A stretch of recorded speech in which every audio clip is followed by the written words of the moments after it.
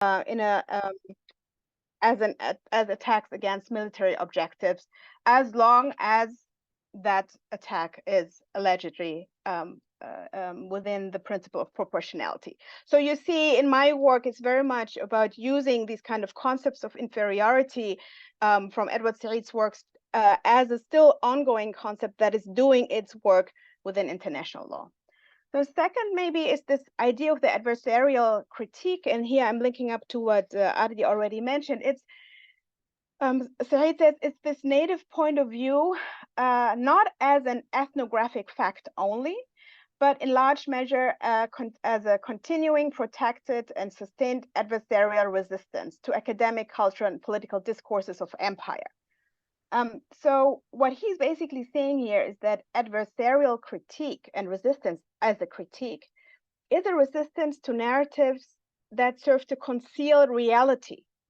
That is a resistance that uses binaries for the very purpose of legal violence, but also kind of moral supremacy. So I use that to translate it how legal violence and moral supremacy then do their work in international law, referring back to the concepts we're all familiar with, these kind of binaries like democracy versus theocracy, civilized versus savage, Western values versus the backward Orient, and so on. So this is the adversarial critique that is up against power, against empire, and the modern nation state, that very much is based on separating and fragmenting people and territory, and the nation state here again as an entity built on race and racism, in the sense that it's using these dangerous, violent notions of ethnic and racial purity. Very last point I want to make. So actually, Edward Said in Orientalism, he speaks about old colonialism as a struggle over territory. And he said he sought out to redefine the concept of colonialism and expand its boundaries. Now, in many cases, and Palestine is obviously a prominent one, we know that the old colonialism has never vanished. We know that the struggle has always been about territory for over 100 years, starting maybe with the Balfour Declaration in 1817. So losing territory out of sight is possibly why some people in the field of post-colonial or even decolonial studies haven't come out now to make their, to bring in the findings of their field and apply them to Palestine, right?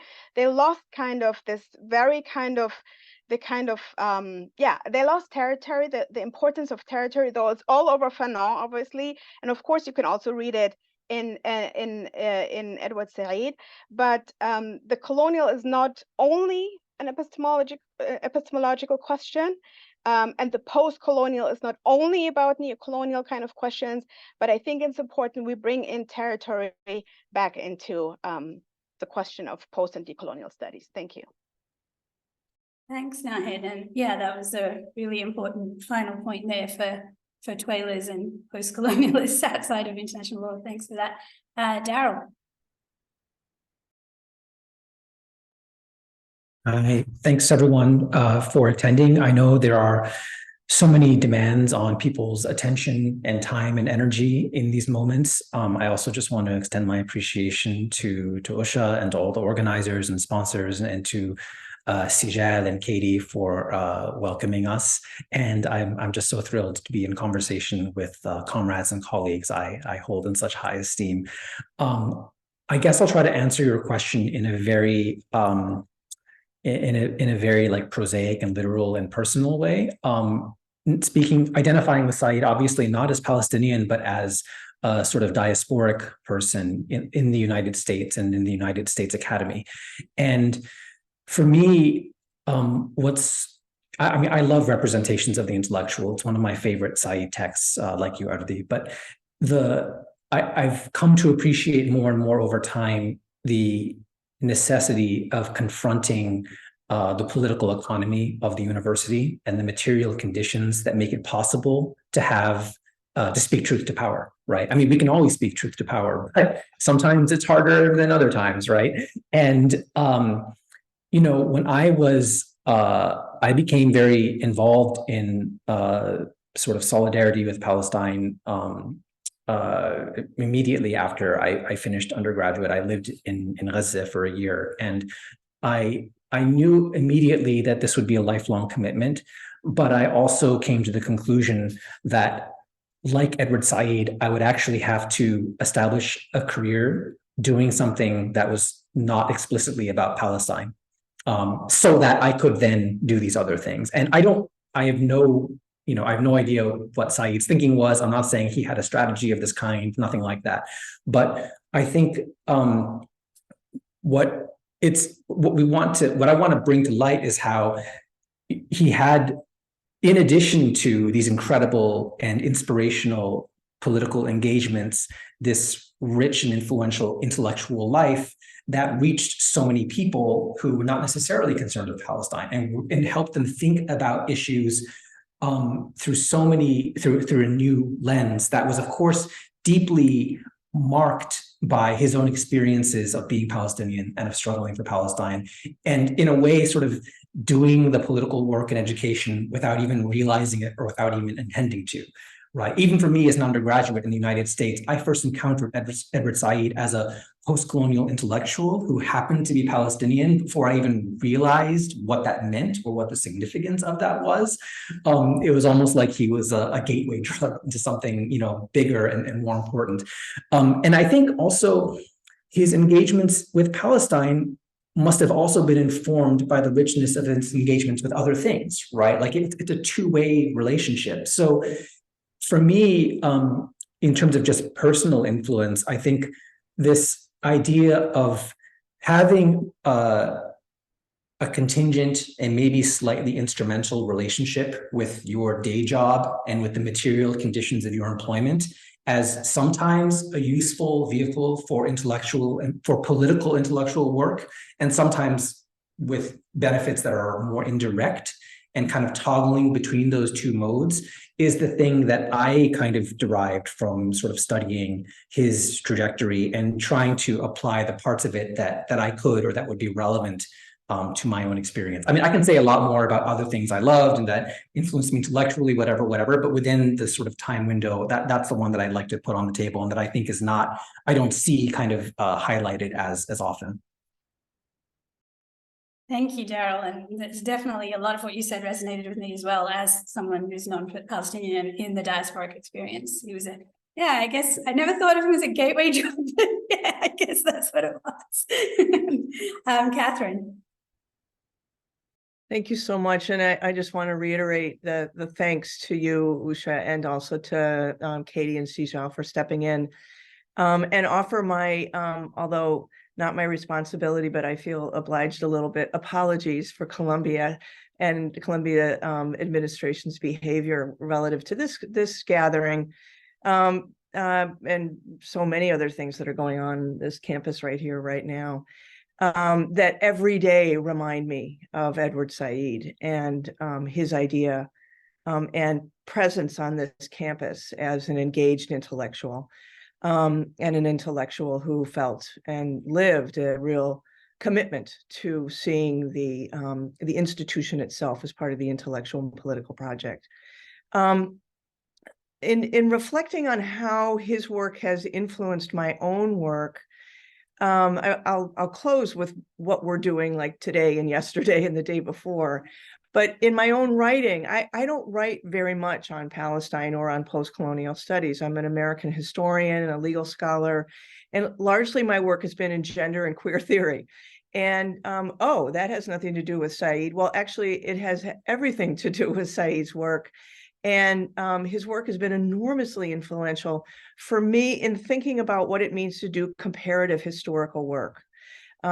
His work provided such an amazing model of how to do that responsibly and thoughtfully, and both across time and across space, and how to hold two periods, two peoples, two places near one another, or as I learned from him, not to say they're the same, but to hold them in a kind of juxtaposition with one another. And so my first book, Wedlocked, The Perils of Marriage Equality, was one where I returned to what it meant for Black people, newly emancipated Black people in the US at the very end of the Civil War, to turn to marriage as an institution that could be part of what it would be to elaborate a new, freer self, to be able to legally marry for the first time. And I was curious what it meant to use law and a legal institution that is so intimate as a centrally located part of this emancipation project. And were there lessons in that example for us today with the same-sex marriage movement? Are there things that would be useful for us? And as I was writing that book, it was before our Supreme Court discovered a constitutional right for same-sex couples to marry. And I suspected there was a kind of be careful what you wish for message from the past that would be relevant today. And so I, like others of you who have mentioned it today, I turned to Said's 1993 Wreath Lectures. And let me just offer you a quote from the introduction to Wedlocked, my book. I said, the book offers a juxtaposition rather than an analogy between these two periods and civil rights movements in which marriage figured so prominently in the political conditions of belonging. The project is one of contextualization of the problem, or as Said put it in the Wreath Lectures, to give greater human scope to what a particular race or nation suffered, to associate that experience with the suffering of others. It's that association with the suffering of others that I found so incredibly powerful.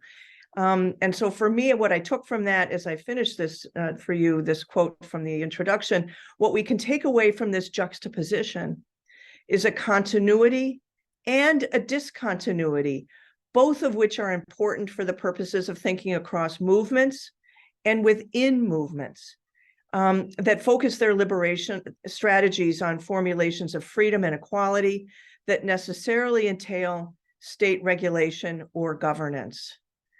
And again, to return to this idea of us and them, to both reject the juxtaposition of that was then and this is now, those were Black people, we're today gay people, to see those as separate, or Palestinians or Israelis as or Jews as the case might be in the current conflict or in another context.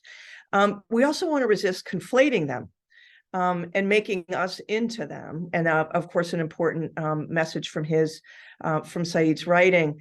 And that's where history is so important. Those histories allow us to create those associations, those juxtapositions, and those connections to the experience of suffering that both illuminate the continuities, but also the unique discontinuities that we always have to hold at the same time. And it's that tolerance for complexity, but association that I found so very powerful in that work for me and my own. I'll stop there.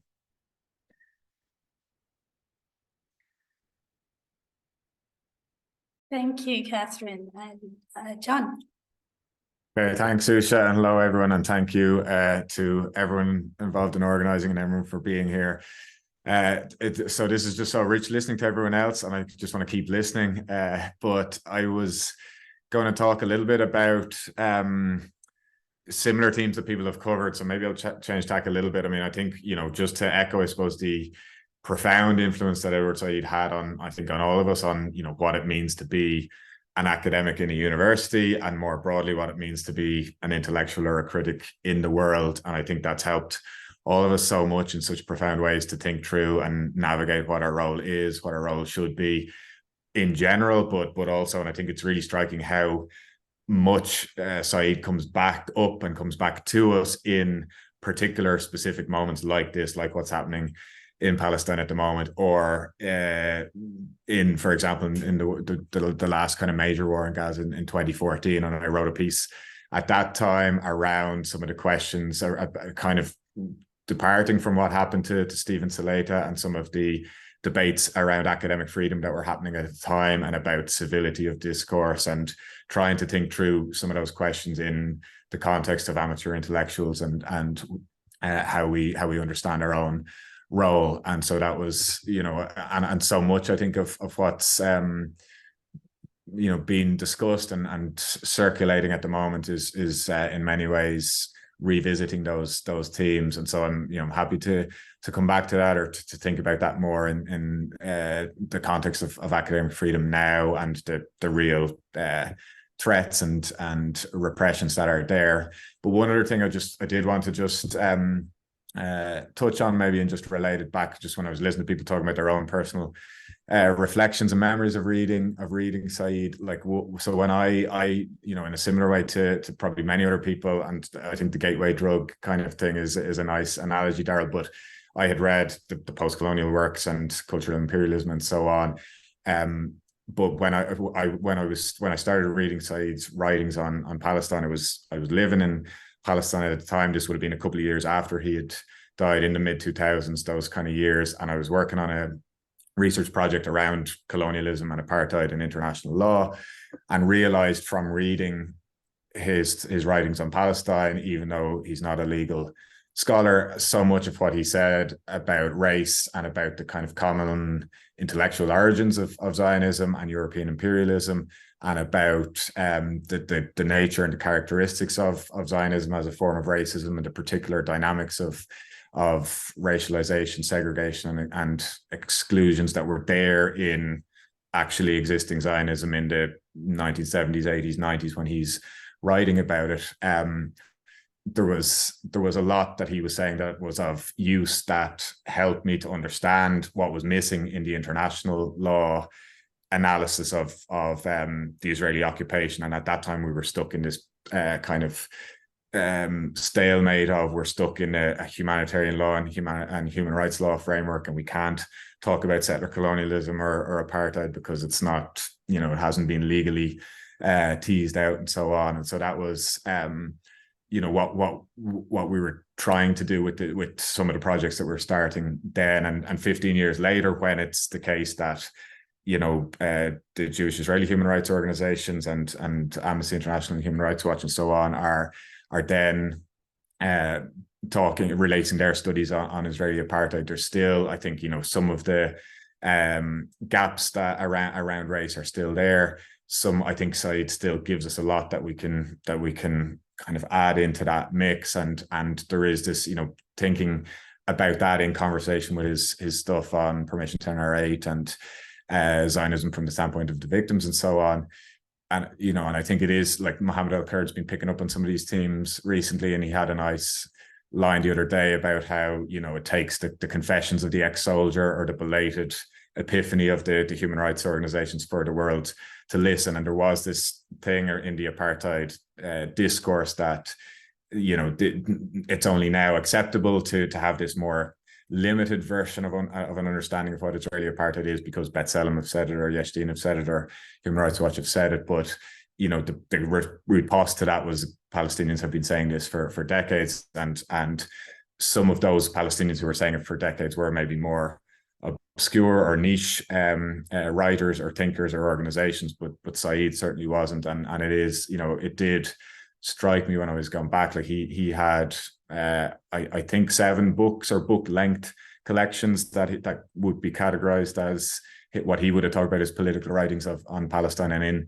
6 of them he wrote kind of consistently and significantly and substantively about Israeli apartheid and those elements of Zionism and racism, and thinking about that. I think what Nahed was saying about those links that he draws between European history and the question of Zionism, I think are really profound. And so I better stop there. I don't know if you gave me the warning, Usha, already, but I'll stop. Hey, you got the 3-minute, but you didn't hit the 5 minutes. So thanks, John.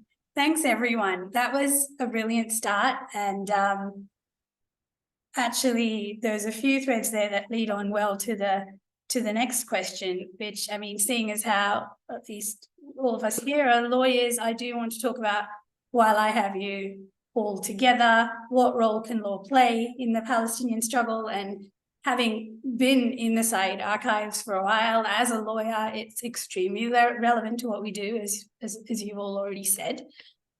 So whether in the domestic or the regional or the international realms, what role do you think law can play? And I would love for Adi to start us off on this, given that you have just published this book on United Nations and the question of Palestine, which is hot off the press, and I encourage everyone to go and get it and read it.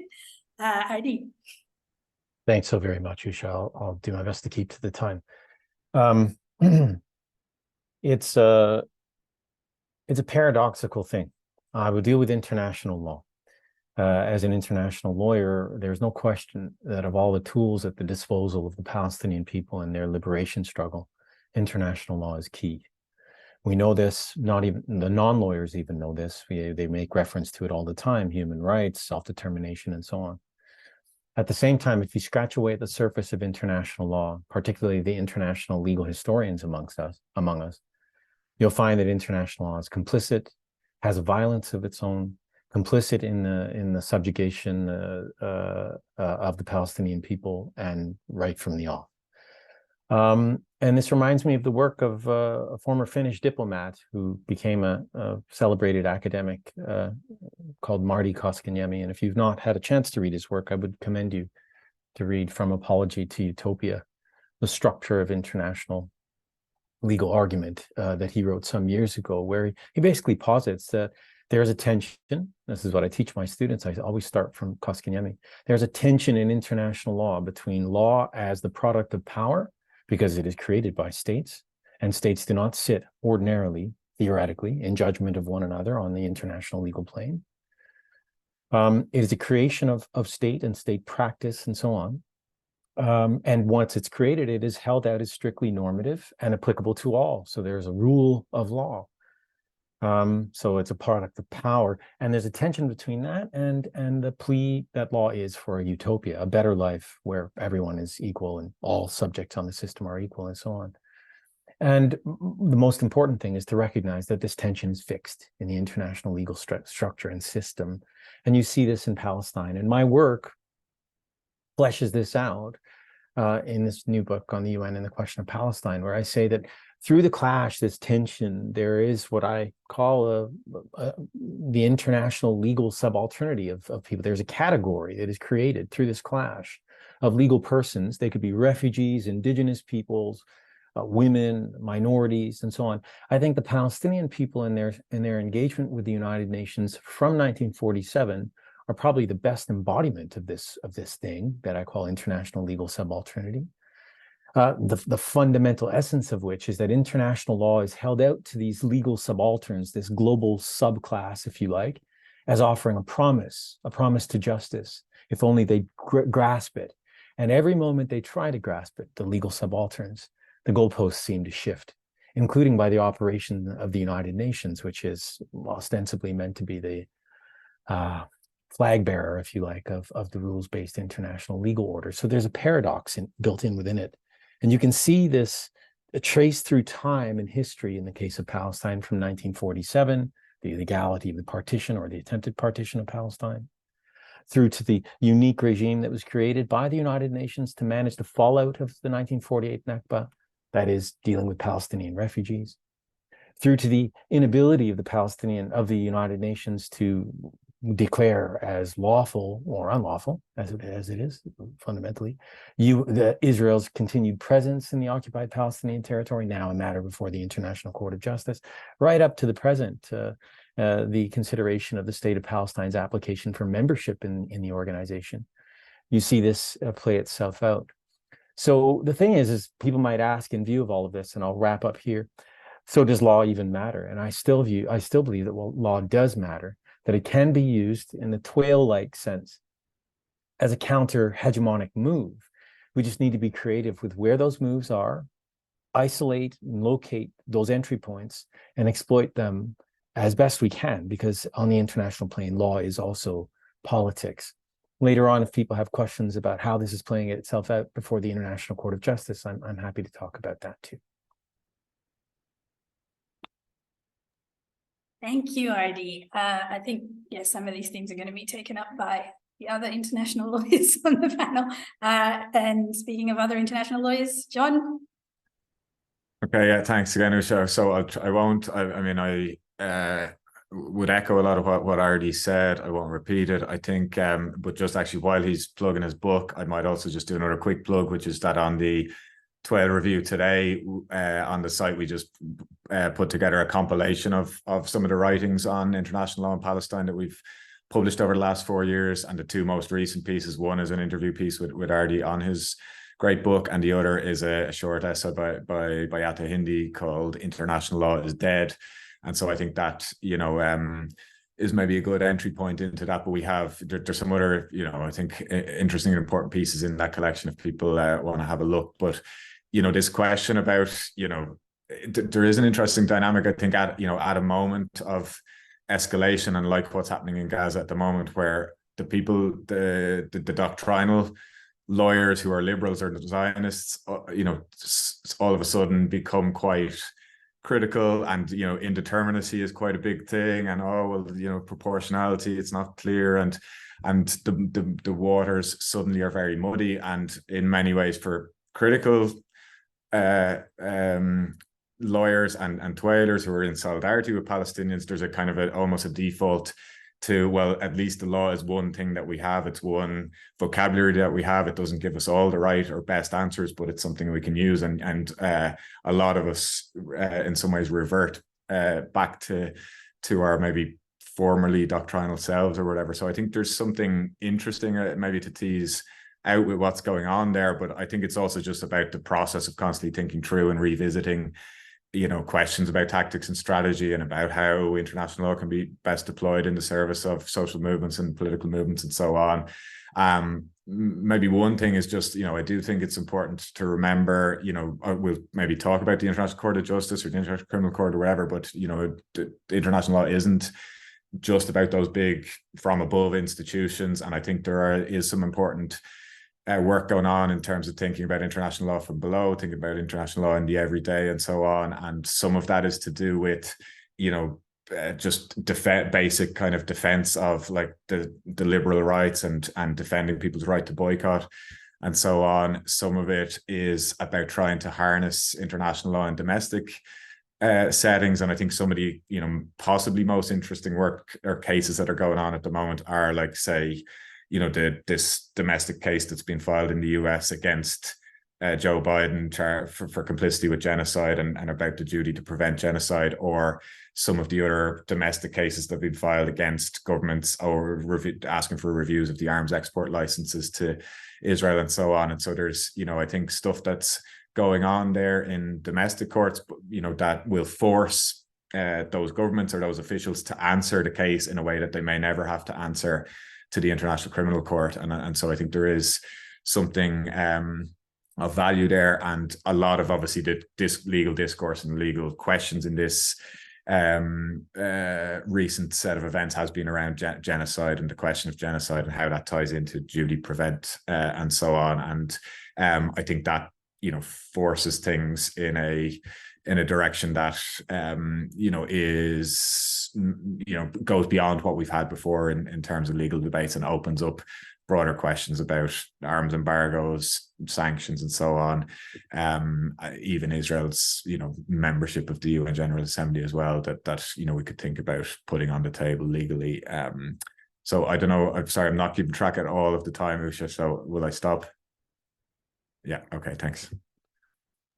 Thanks, John. And actually, that makes a good transition to Catherine, Daryl, and Nahid, who I guess will be talking more about the domestic and perhaps regional as well in Nahid's case frameworks. So, Catherine. Thank you. I just want to say this is such a rich conversation. I had things I was going to talk about, but my notes based on what you all are talking about make me think about other things that are more interesting than what I was planning on talking about. I think one way to understand what law is doing, not what the law is, but what it's doing in these spaces, is it's performing a kind of politics of presence. And I say that it's partly because of an anecdote of something that happened here.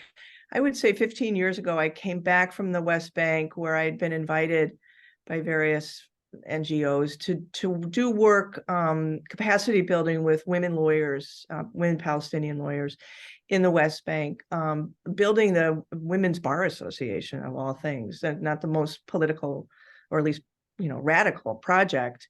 And I came back here to Columbia and I wanted to do a little lunch talk about it. And so I did a poster saying, feminist lawyering in Palestine. And the deans of the law school's chief of staff said, "Oh, you can't have that event. There's no such thing as Palestine." And I said, "Oh, well, what about Tibet?" And things like that, the obvious comebacks. And so much of the legal framing, I think, is about just a politics of presence, of the law bearing witness to a thing, a place, a people, a past. And in that sense, law is in so many respects less of an exercise in power, in the way that we normally think of law, is like the command of the sovereign backed by a credible threat, kind of Austinian positivist way of thinking of what law is. Of course, law is rarely, if ever, that. So law is less of an exercise of power in these contexts that matter to us most than a kind of nominal practice of naming. A practice that frames and holds a portrayal of a set of wrongs, of a set of people who have been wronged, perhaps of kind of practices of power in that space that produce certain kinds of subjects and injured subjects. And in that respect, I think it's really important to ask, who's the audience for that nominal practice? In law school, of course, we teach judges, right? You write briefs for judges. The complaint that John just referenced, that the Center for Constitutional Rights just filed, calling out the Biden administration for complicity in genocide. I probably read 4 drafts of that complaint. I worked very closely with CCR, and we went back and forth around audience. Are we going to win that case? That's really not why it was filed. I mean, hopefully we will, but unlikely. But to what extent is the complaint, the document that inaugurates a lawsuit, one that is a political document that is describing the history of genocidal practices in the space that is Israel-Palestine, or is it really a legal document? Here are the elements of genocide. All of them have been met. Let's go through them kind of mechanically and without flourish. Let's be lawyers. We're not at a political rally. Well, are we? What are we doing when we're writing these complaints? And I myself vacillated in editing it of, oh, come on, that is like such jargony language you're using in the introduction to a legal complaint. What does this have to do with genocide? Well, of course, it has everything to do with genocide. And I think that's the struggle we have as lawyers right now, is that what is the nominal practice? What are we calling out? Why are we doing it through law? What violence does it do to the people so named, to bring them into a kind of legibility to law, to the moves we can make in law, which are limited? Right, which are limited, and to then squish people and their histories into crimes against humanity, genocide, torture, dispossession, occupation. I mean, law of occupation itself is abundantly interesting, and does its own violence in the way that it names those histories. And so this is what I struggle with. And I think, Edward, to circle back to our main reason for being here, that Edward's work gives us ways to be those engaged intellectuals, and with a perspective on who the audience is for the work, and what the power is of those nominal practices of naming. And then lastly, just, of course, those of us who are movement lawyers understand law is always and only a tactic. It doesn't have its own dignity. It doesn't have its own virtue. It's a tactic in these movements. When it works, great. Mostly it doesn't. But to call something genocide, to use the vernaculars that law gives us for the worst things that humans can do to one another, that's incredibly powerful as a tactic. And if that's all this new complaint, genocide complaint against the Biden administration does, fantastic. So I'll stop there. Thank you, Catherine. I found that really moving and beautifully put. And yeah, for me, it was very much in the vein of Said and what he taught me as an international lawyer, to understand the theater of law and how it translates across many, many disciplines, what we do in the court, how nonviolent protesters use the courtroom as a theater for, centuries, and, to keep that side of law in mind, certainly for the Palestinian cause, but for all of the causes of the oppressed. Okay, so Darryl. This is such a rich conversation. I wish I could just sit here and listen all day. I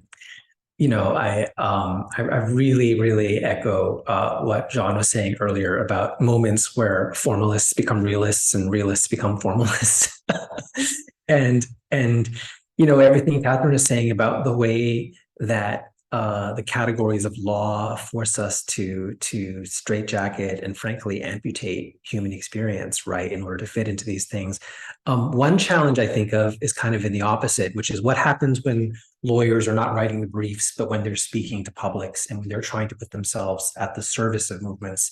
And there, just to pick up on Catherine's point about law as tactic, I think it is very important. I know this is really obvious, but it's very, very important that if we think of law as a tactic, and if we think of international law as kind of like the most conveniently available universalist language that can resonate with potential audiences with all of its problems, then again, I know this is really obvious, but it's so important that when we talk about things in terms of legal violations, that we do so in a way that furthers the education and mobilization of people for our political analysis, specifically the analysis of Israel as a settler colonial project, and not to insist on legalism for its own sake. So, no one on this call has done this, but there are times where people say things like, settlements are bad because they're a violation of the Geneva Conventions, or Israel doesn't have a right to self-defense against a non-state actor. Like these things, I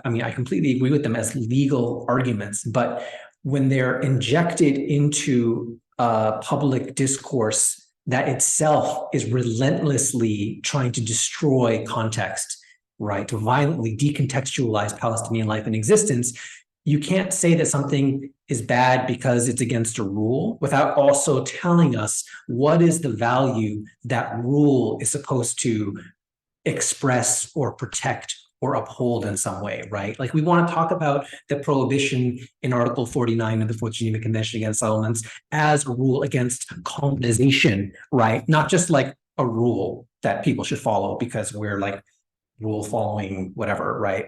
We want to talk about the absence of an Article 51 right to self-defense, because to talk about a racist colonial regime having the right to self-defense is inherently contradictory, right? Like anyway, so again, this is like a very minor thing, but it's always making sure that when we invoke rules, we do so with the mind of actually,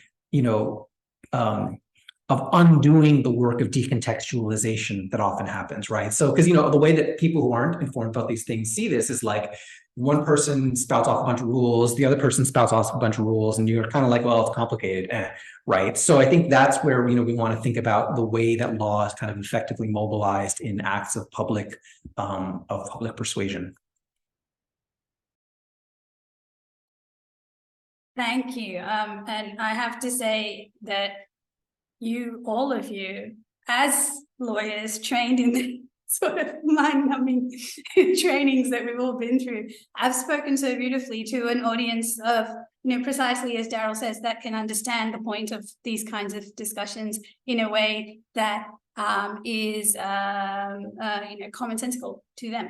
I think that, as Catherine was saying, that's what happens when you remember the audience and why you're doing this. All right, so Nahed, please. Thank you. So what I'm seeing is that Palestine is, irritating public international law, international criminal law, but just as much constitutional law, protest law, school law, academic and artistic freedom, naturalization, citizenship law, deportation law, media law. I see it everywhere, I really see it everywhere. And I think possibly that's because Palestine is challenging the legal order as we saw it established after post-World War, post-genocide Europe and the world with that, right?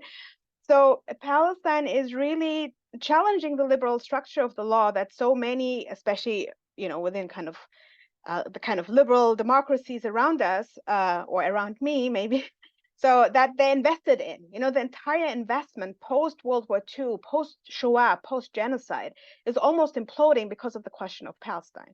And I think what we're also seeing is that Palestine is showing the unwillingness of the legal order to decolonize.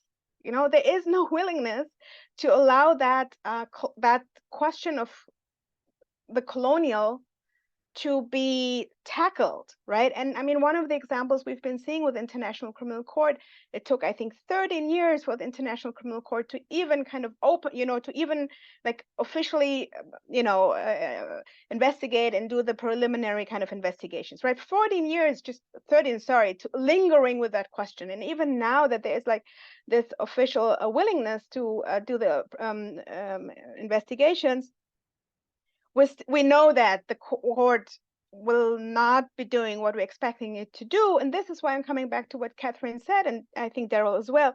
This is about, law is an educational tool, right? That's what law is. I mean, the law opens many ways to educate, not obviously about the horrors of this world. It gives us a narrative, right, to explain what the law is concealing, but it's also giving us obviously kind of a normative, ideally emancipatory vision, right? But again, at this point, we see how all the kind of liberal structures are aching in so many ways, and it's as if the liberal order is imploding, it seems to me as if many states are willing to give up the very idea of international law before they give up on Israel as a state, right?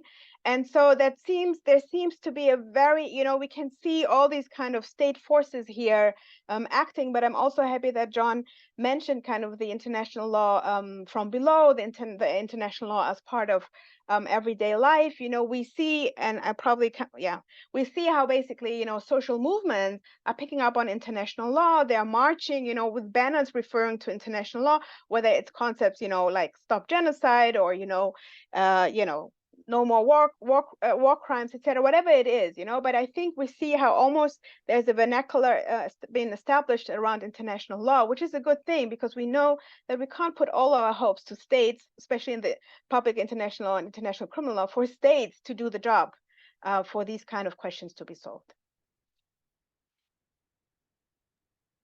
Thank you. I love that word, irritating every area of law.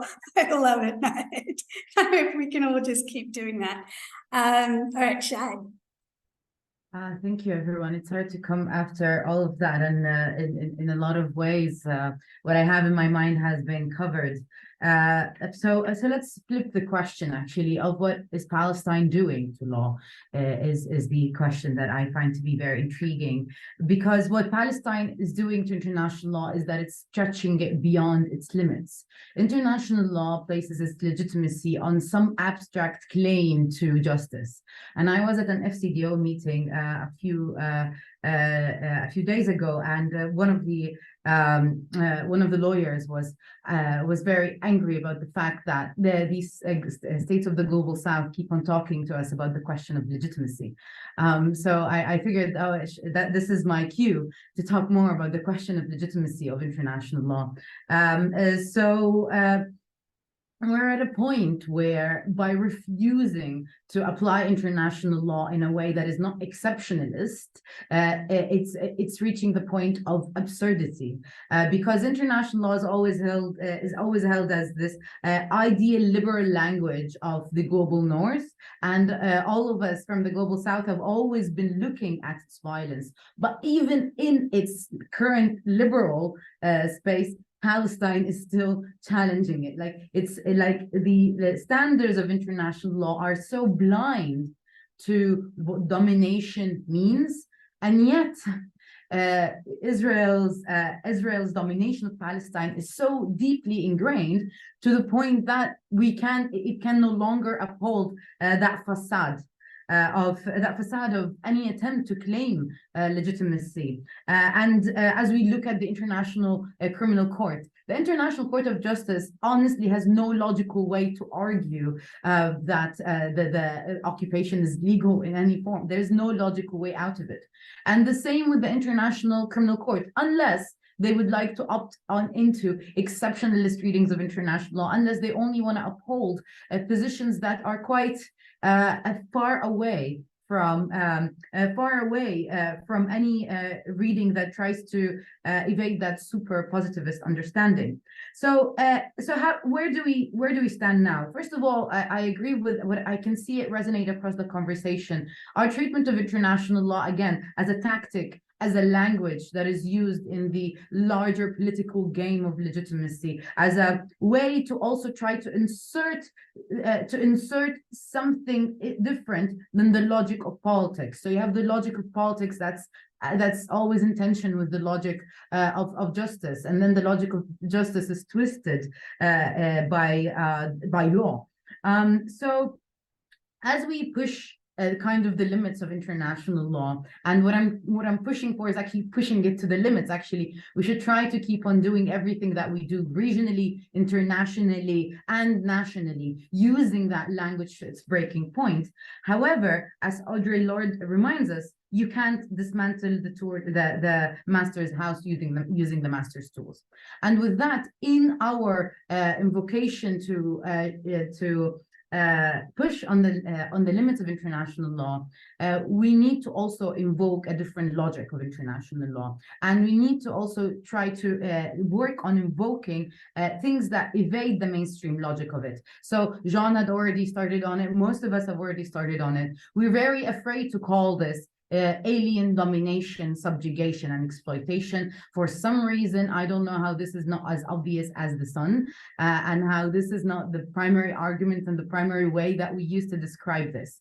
International law has inherently resisted to infuse language that describes the experience of dominated people into its way of thinking. And Palestine, as it challenges international law, is a great reminder that this system cannot withhold unless we actually start integrating the experiences of people who have been dominated into its language, to have a more nuanced understanding of what justice means in a context of domination. So Palestine actually could be a way for us to open up these conversations again, to go back to the 1960s, 70s moment of when Alvarez called for a change in international legal thinking, called for a new international law, where we look at the experiences of states of the global South and be there and have a much more honest conversation about it. Because otherwise, international legal system is not only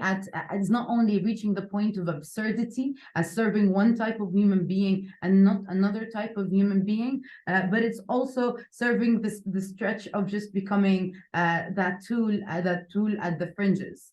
So I honestly believe that there is that back to that historical moment where we could almost always we could revive that language of the declaration of friendly relations, that language of the new international economic order into new forms that are capable of taking in the voices of the global South, using the case of Palestine. Thank you.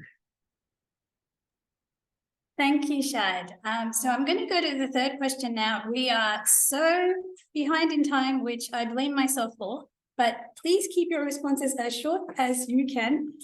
So how have debates over academic freedom evolved, and what is the role of movements such as BDS? And Nahed is the perfect person to start us off on this. Okay, so that's a difficult question, because as academics, the academic freedom and the university as an institution is both something that is close at our heart, and yet many of us fear it, and we know how universities can be very hostile too, right? So I'm gonna start. I actually just gonna refer to this open letter written to universities in France, where this open letter supporting scholars working on Islam and race, and where they were accused of also kind of inserting critical race theory into the French curriculum. And they used the term this wording, authoritarianism in academia. right? And so I'm referring to that because, you know, the liberal university that, you know, the alleged kind of last liberal bastion, you know, where, you know, the free mind reigns and where arguments are kind of fleshed out and all of this, it's becoming obviously a shrinking space, right? So it's not only human rights defenders, that's where we know that they're fighting against the shrinking space. It's also academics fighting against shrinking space within the institution. So that's one point I needed to make, you know, whether it's possibly in the US, but also, you know, I'm referring here, let's say, to Europe. And now you would assume that in many academic settings, international law or law in general, law schools, you know, with their kind of prestige that they usually have on campuses, you know, they would open up the field, but they're not, right? So while the idea to connect the question of Palestine to international law, at least that, you know, that was maybe my kind of imagination, would open up more discussions around the law in Palestine, it actually closed debates in law schools around law in Palestine, right? And I'm sure that goes for other disciplines as well. But I just wanted to kind of connect kind of this authoritarianism that in some places more than others is doing its thing in universities, you know, especially when I want to bring in also categories of just like race or religion into international law, right? So that has, you know, the very potential that could come out of these transnational, legal, social sciences, etc., kind of conversations, you know, at this point, you know, possibly because the international law used to have this kind of almost glam factor, you know, it's something that you couldn't avoid, you know, but that's maybe why it has become, you know, that's maybe why that it's that academic freedom obviously is shrinking. I think that's a fair assessment, kind of worldwide. Thank you, Nahed. Catherine. I think, so your first question was how have debates over academic freedom evolved? I think for some time, I've been at Columbia 25 years, and I think when I first got here, and I was an undergraduate here in the 70s at Barnard, when Columbia didn't admit women. So I have a long history of this institution, and for a very long time, I think it maintained plausibly the idea and it being a bastion of of a liberal university, of a place where we could tolerate and hold discussion of controversial ideas. And this moment bears so clearly that what Columbia and so many of these large universities are is basically a real estate holding enterprise. You know, Columbia is the largest landlord in New York City, and recently took over through eminent domain West Harlem to build a bunch of buildings that sit unoccupied. Nobody on the faculty, none of the students wanted those buildings. The business school is up there, not surprisingly, but the rest of them are just these monuments to fancy architects and Lee Bollinger's ability to raise money. That, well, I can keep going on that, but I won't. So, you know, that I think what we're seeing now with the influence of trustees, of donors in terms of dictating what we can talk about and what we can't talk about on campus, what it means to be uncomfortable and feel unsafe, a politics of feelings. We had a language to respond to that, but somehow we've lost it, or at least the university has lost it in the current situation. And I think we bear some of that, you know, our political correctness stuff of the last few years of checking things that faculty say, which are, I would admit, horrible in many contexts, around the feelings that students might have in opposition to racist, homophobic, sexist, disablest, whatever things that faculty are saying, are coming back to haunt us. And so that's the first thing I want to say, is that this moment is revealing some of those fundamental cracks in what, at least in the US, and I'm sorry for being kind of parochial about it, what US liberal universities have become, or maybe always were, but are more so now. With respect to BDS, I've always regarded that as a second best strategy. Or not even that, a second best tactic, not a strategy. And that's part of the problem with it, is it's really a tactic of withdrawal and inaction. We won't do that. We won't go there. We will withdraw engagement from those spaces to protest those spaces. But it almost, well, very rarely was accompanied by a politics of what we would do. And so people, so often in at least the US, I see people signing up for BDS who were never going to engage in Israeli institutions anyway. They were never going over there. So it was very easy to say, oh, I've endorsed the boycott, the academic boycott. And it's almost like liking something on Facebook and asks almost nothing of you. So if it gave us a politics of talking about what we were against, but not what we were for. And with respect to boycotts or divestment, it was a strategy that we obviously saw work very well in the South African context, but largely because of the ANC. There was a strong political movement in South Africa embodied in a political organization that we do not have in the Palestinian context, whatever you want to say. The PLO is not a thing really anymore. Hamas is an Islamist, militant, violent organization, and Fatah, we just don't have the equivalent of an ANC in the Palestinian context. And that's where I think BDS has failed, is that it's a politics of withdrawal in the service of what vision of Palestinian freedom, or Palestinian politics? How are we exercising that tactic to support a larger movement? And that movement just isn't there. And this, I'll just close with, is where I feel like I miss Edward the most. He offered that kind of moral leadership from the academy, and in the streets, that I think I feel an obligation to try to embody, but I'm not Palestinian. It's not my job, and certainly in the way it is for others to lead. And so I'm ready to sign up to support those movements as an ally, not to narrate them myself, but to support that narration. And I feel a bit despondent in this moment because of that absence. Thank you, Catherine. I have to say, looking at the time, it's going to be a struggle to fit in everyone's comments, let alone have any questions. And that is totally my fault. I should have either made this longer or given you less time to answer. So just a heads up for the audience that that's the situation, just so you're not disappointed if we don't get any time for questions. But I think that having listened to both Nahid and Catherine now, some of the things that people have been asking have been to some extent discussed. So I will now hand over to Daryl.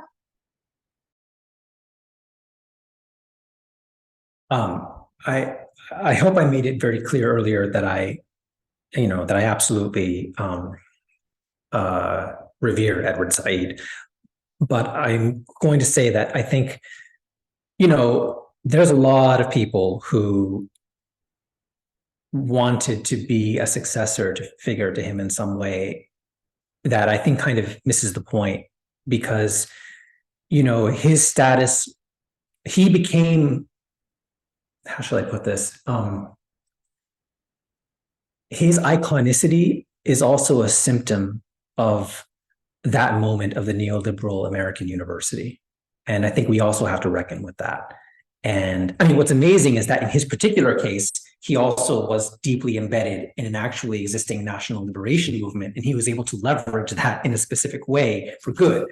But I think so many people who kind of tried to model themselves on him didn't quite get that, right? And there's a particular way that the academic system makes stars and captures them that is just one small feature of the larger problems that Catherine referenced, right? Which is that higher education in the United States is one of the central drivers of inequality, not just economic inequality, but the regime of oligarchy that protects it.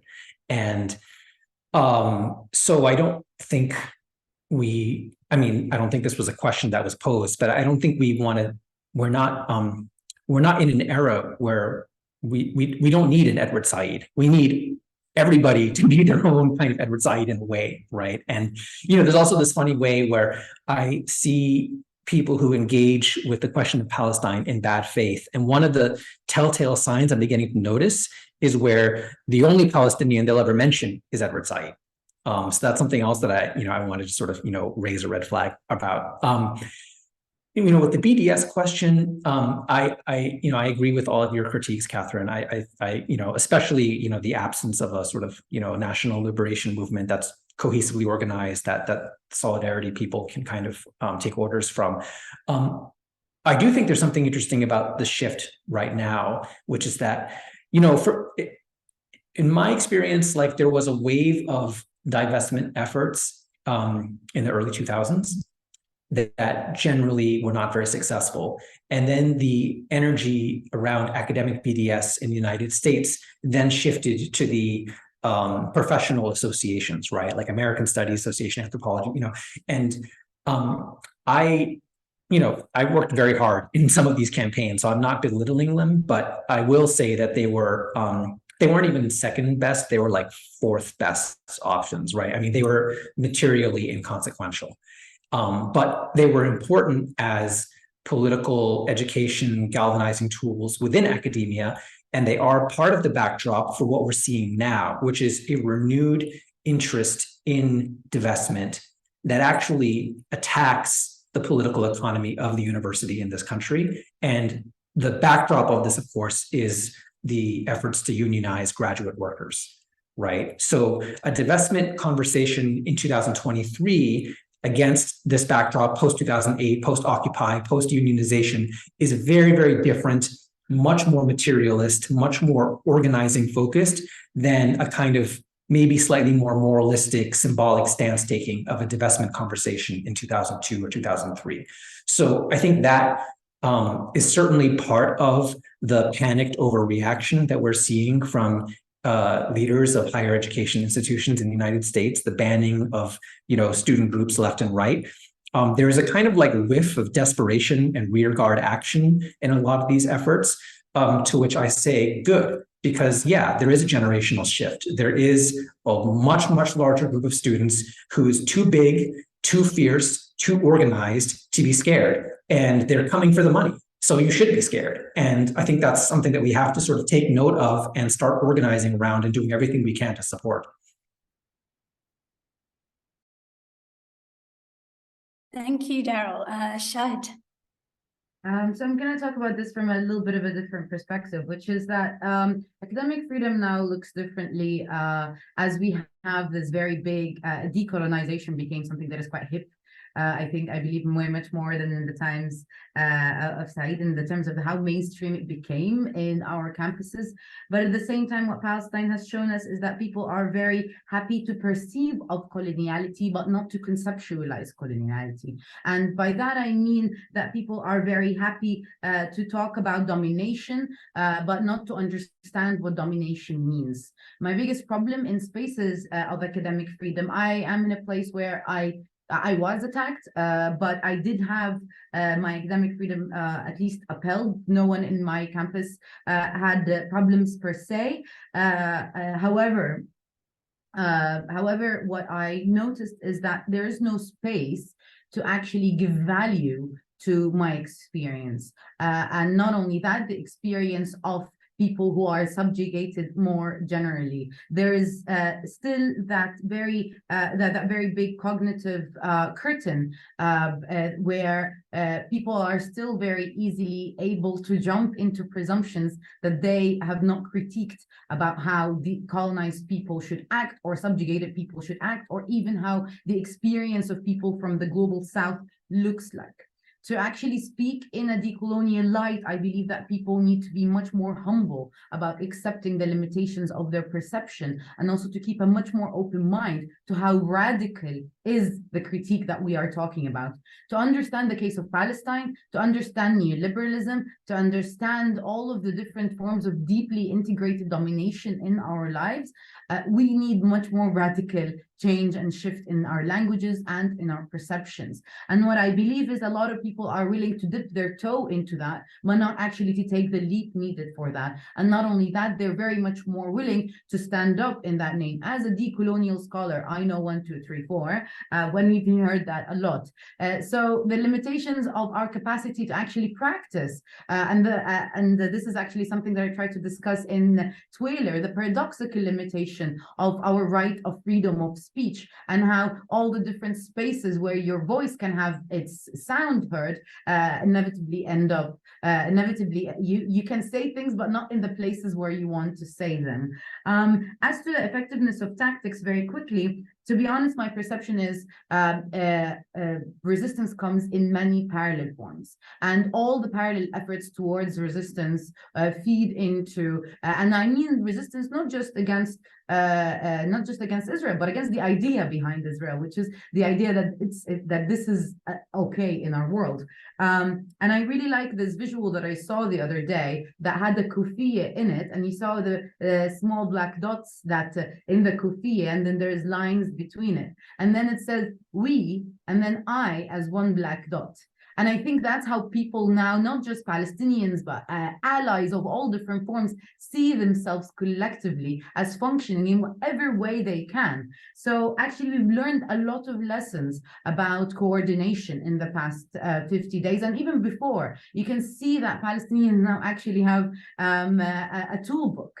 But one very big weakness that I've felt, and I've noticed this from the different spaces where I was talking, is that at least the generation in which we currently exist hasn't learned much from the decolonial tactics of the generation before. So for example, I was learning a lot from a panel I was in from an Algerian colleague who was talking about things, and a lot of perspectives that never crossed my mind. And I think a lot of not only the South African, not only the experience where we are actually trying to draw lessons, but to draw lessons from the larger decolonial history that was actually shut down. So the question comes actually from the other way, is how do we infuse this decolonial narrative into the tactics of Palestinians, and how can we use that kind of hidden history in order to push it to the mainstream and the public discourse of tactics pushing for Palestinian liberation? Thank you.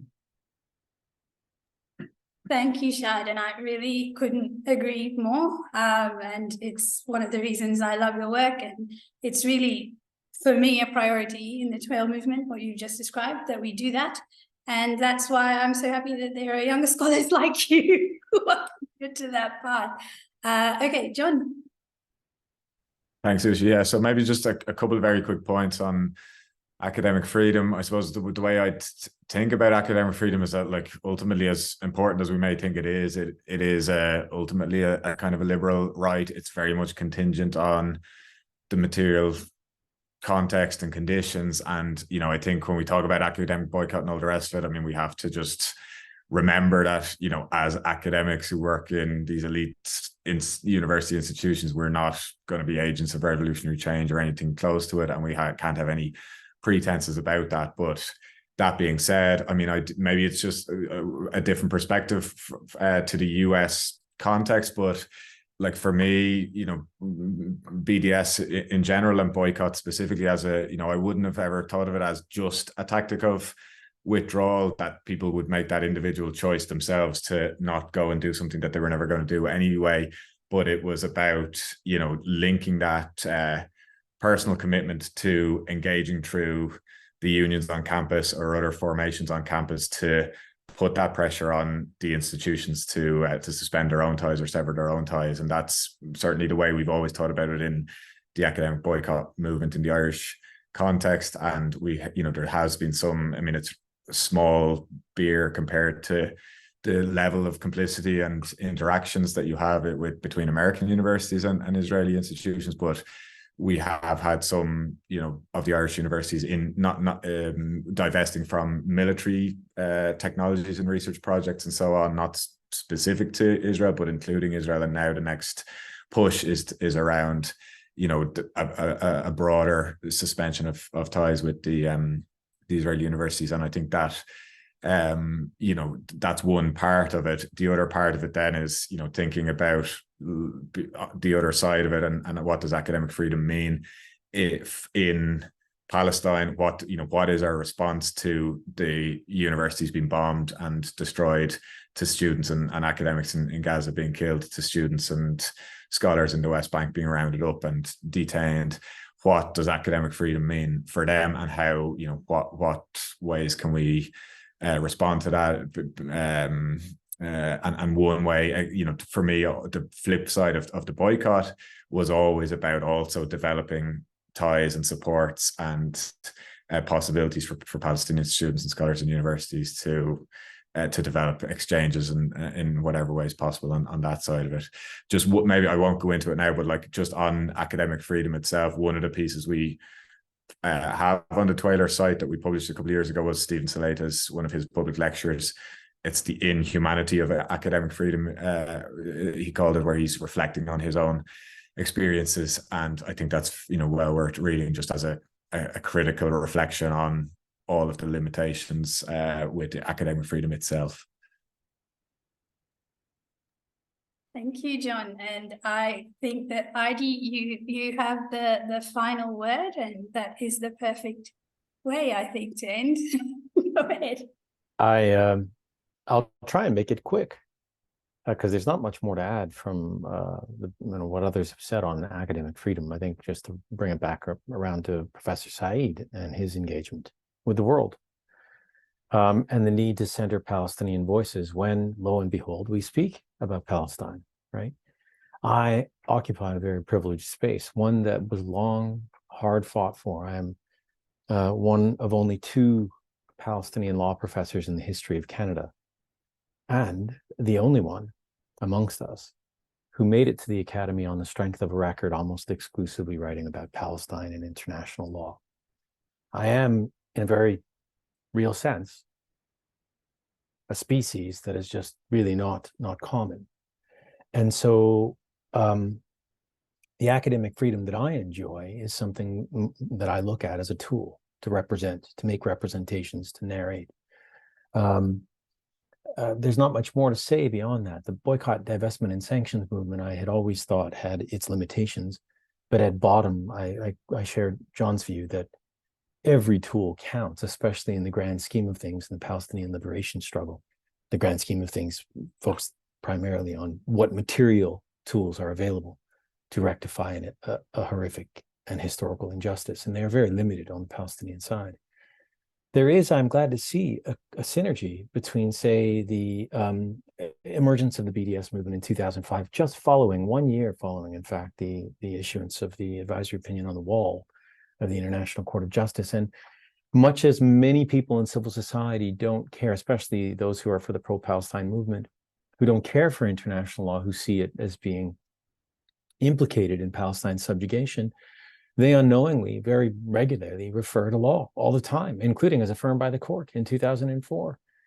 I like to think of the work that I've been doing for years as a public international lawyer, critical, and so on, as feeding into that. And the BDS movement is invariably going to benefit from it. Keep your eyes focused on the advisory opinion coming out of the International Court of Justice, friends, just next year. Oral hearings begin on 19 February, and it promises to be an important moment in the history of international law and its engagement with Palestine. Just imagine if the court declares that Israel's very presence, its regime in occupied Palestine, is unlawful. That introduces what I would like to think to be a revolutionary moment, which can be built on, indeed, because it is merely one moment, one tool, but can be built on by members in the BDS movement, by global civil society, by every free man, woman, and child to lead for the freedom of not only Palestine, but I should hope Israelis as well, from the shackles of fascism and fascistic thinking, which has been running roughshod over that place for just over 100 years now. Thank you, Heidi, and thank you, all of you. I, without exaggeration, could listen to you for many, many, many more hours. But unfortunately, I made this webinar too short and we are out of time. So what I'm going to do for the many, many questions, many of which are quite moving and important, is that Katie and I are going to copy and keep them. And what we're going to do is collate and send them to you if you want to do written responses. You don't have to, but if you feel like it, we can then send them back to the audience. And there's obviously, then you can do them at your leisure. And that is, audience, my apology to you. We don't have time to actually read them out right now. There's too many. There's hundreds of you. There's wonderful questions. And so we will give them more thought and figure out a way to get back to you. So don't worry.